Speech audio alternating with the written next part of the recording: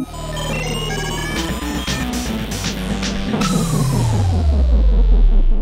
first of all, we love people who love Morrowind. You know, that was another game I directed. So you know, I view each game as its own thing, and the vibe we were going for in Morrowind was stranger in a strange land. That it felt alien. That feels wrong for Skyrim, right? Skyrim shouldn't feel like this isolated alien place the way we treated that section of Morrowind. Oblivion in Cyrodiil, we did, coming off of Morrowind, want to go back to the more classic fantasy. So if you look at the Elder Scrolls, between Arena, Daggerfall, Oblivion, Morrowind is the odd one out. One of the things that is really great about Morrowind, and the reason, you know, we love it as well, is that there's this, the wonder of discovery in Morrowind is heightened because of how it's delivered. So what we're trying to do with Skyrim is walk that line. So at first glance, it does come across as, you know, traditional fantasy. But then the culture of the world, we do have dwarven ruins are back in this game. How the different Nordic cultures view certain things, and it is different even in different parts of this world. Much like in Morrowind, where, you know, House Redrand or Telvanni would treat things differently, we have that differently between the various holds in Skyrim. So we're trying to walk that line where we have that wonder of discovery and that unique culture in Skyrim, but also make it appropriate to what Skyrim should be in the Elder Scrolls, just like I think Morrowind was appropriate for what it was. I mean, the graphic style that you saw today is the graphic style of Skyrim, but you didn't see everything in Skyrim as far as the different landscapes, the different dungeons and things like that, so it does vary it up quite a bit. Are you going to get things that are alien as the Telvanni in Morrowind? No. No, it's a different style for that game. The last Elder Scrolls thing we did was Shivering Isles, and it gets pretty alien. I would never rule it out. We just kind of do what we're excited about for that time and what we think is appropriate visually for the game we're doing. And we do think no matter what happens in the future, we'll treat each game as its own entity. And we're perfectly comfortable with people arguing over it, you know. I have no doubt people will play this game, no matter how much you put into it. They'll say, I liked Oblivion better, I like Daggerfall better, I like Morrowind better. Because they each kind of have their own tone and things that they'll do well and things they won't do as well as another game for one reason or another. There's always more fidelity graphically that you can put in something. So if we had a new system that had more memory and pushed more polygons, the game would have a bit more detail on things. But honestly, with HD graphics now, we're able to make it look the way we'd want it to look. So things might, you know, have more detail close up, but I think environment-wise, you know, 20 feet in front of you would probably look the same. You know, more speed will allow you to always put more detail, put more people on the screen. We wouldn't have to make as many choices between how many polygons or memory do we put in the environment versus the people. So our bigger cities still have walls that load you.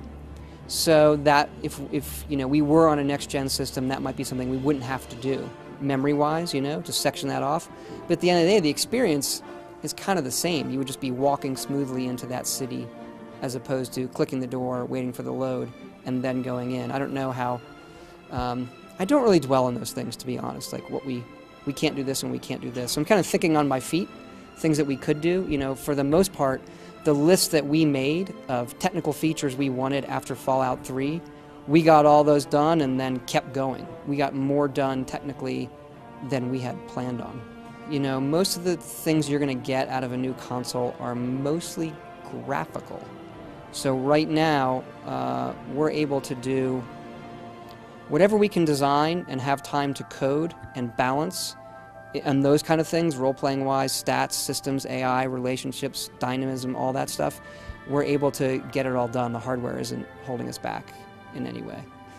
There are a lot more traps. You saw a few traps there. We've gone a long way with traps. They're a lot of fun.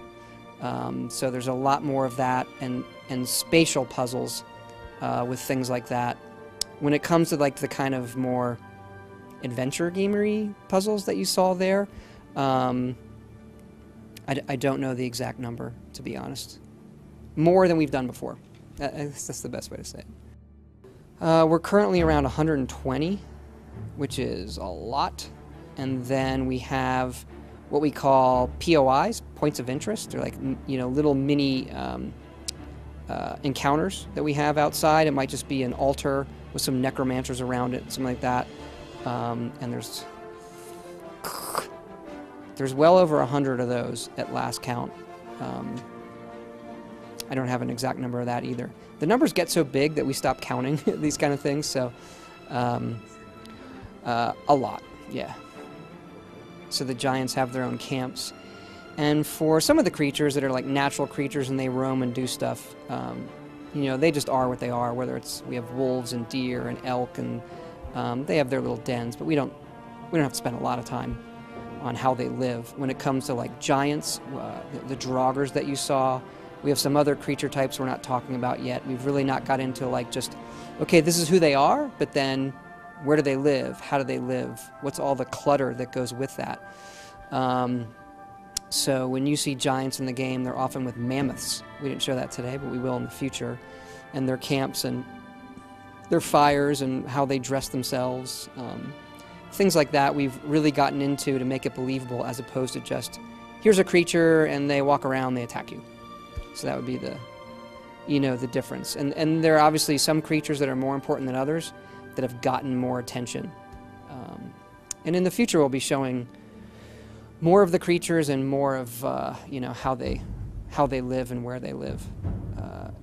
Gods of the Elder Scrolls are still the gods of the Elder Scrolls, whether they're the Aedra, the 8-9 divines, or the Daedra. They're all, not all, a lot of them make an appearance again. I think that's part of what's cool about the Elder Scrolls. So even though this game isn't Oblivion, it's the presence of Oblivion being this, you know, other place that has multiple planes of existence and gods that rule over them. Not gods, Daedra. You know, that's still a big part of this world. I don't want to spoil it, but that is the place where we get to do probably our, you know, historically our most interesting quests, the ones that feel really unique. When you get into those really high fantasy kind of activities, they do end up being some of the most fun stuff, and then the rewards end up being some of the best. The landmass is about the same size as Oblivion. It plays, the flow of that is a bit different because of the mountains. So even though a mountain takes up, you know, X space, you can't just like run right through it because it's a mountain. You have to make your way up through it. So like those locations with mountains end up being longer play spaces than an equivalent in Oblivion. But we like the size of Oblivion. It was a good thing to shoot for as far as how much space there was for the players to absorb. So we do have the 10 races we had in Oblivion, and it is just those 10 again. You know, we feel that's enough, and we're more interested in making those 10 feel different from each other than adding new ones. And it's also kind of thing where you're like, where'd this race come from? And there's probably some things we could do, but we're happy with those 10 races. And there is, you know, the racism you saw in Morrowind. You know, Cyrodiil gets less of it because it's kind of a melting pot of the races and where it is. You know, Skyrim, you're getting back to this is the province of the Nords, and even though the other races make appearances, they don't like elves. You know, they're the original home of men, and they think men versus our elves, the Mer. Men are the ones who should rule Tamriel, not elves, and so there is this conflict between that. So some of that does come into play. Some of that leads into quests and is the theme for quests, but a lot of it, depending on the race you pick, it's flavor more than it is locking you off from one thing or another. There is a sneak skill, and the stealth, you sort of saw it during it where you get bonuses for attacking guys when you're hidden. There's the eyeball that opens and closes. I don't know, have you played Fallout 3? Okay, the stealth in that from Oblivion, it really goes to these different states in Fallout 3 between caution and danger, and so there are multiple states that the enemies go into. Okay, they've heard something, they're going to try to, they're on a search pattern, they're trying to find you, but they haven't seen you yet. And now when they go and when they actually get towards seeing you, the eyeball starts opening, and it gives you time to adjust what you're doing. Sort of says, we want to avoid the instant gotcha. We have Radiant AI again, and we had it in Oblivion where we would move the people, they go to sleep, they eat, they walk around. They never actually did anything. They just went places and stood there, and maybe they ate or laid down. So generally we find we need a visual to go along with that. An animation they're doing and they're working. Okay, is this guy a cook? He should be cooking. And we've built that system for, making armor, making weapons, cutting wood, working in a mine, cooking. There's, working on leather. And all of these things and activities we can have the NPCs do, we've built them all so that you can do them as well. So the world feels alive, and they have jobs and they're doing those things, but then when they leave that, someone could ask you, hey, go chop wood, and that same suite of animations and everything works for the player. And they're just kind of like fun little diversions. They're not even mini games, they're just things you go up and you click on, your guy does it. Some of those will open up menus, like when you go to cook, okay, here's all the foods you have, here are the things you can make. So not only do we have raw versions of all the meat, we have cooked versions of all the meat. We have raw salmon, we have cooked salmon, we have rabbit, and so forth. So they're just fun diversions for the player, while also making the other characters feel, it just feels more real, they feel more alive.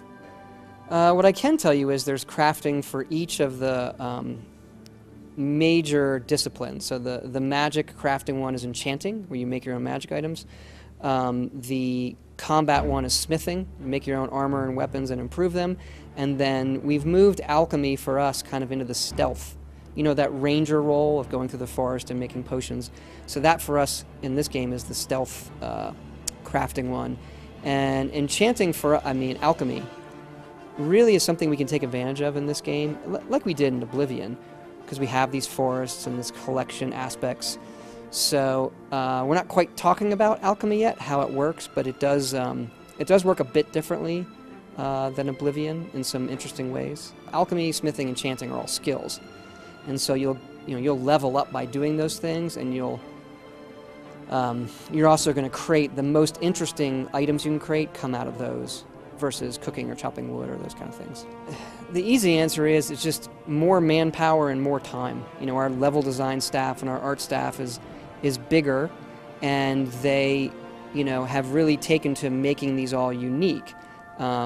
So obviously with that number, there's going to be some gameplay things or things we do that repeat, but not in the same way. Visually and design-wise, each of the dungeons plays out differently. Some of those are tiny, so that number is very big, but I'd say at least half of those are small. You go in, you come out, it may have been 15 minutes. But you feel like you accomplished something. And they range from that to the 1 to 2 hour epic dungeon. We try to make each time the ultimate warrior game, the ultimate wizard game, and the ultimate thief stealth game. And so we want to pay off on all those gameplay styles. Guilds are where we do that, but they're different than we've done before, but we still want to pay off on people who want to perform those roles.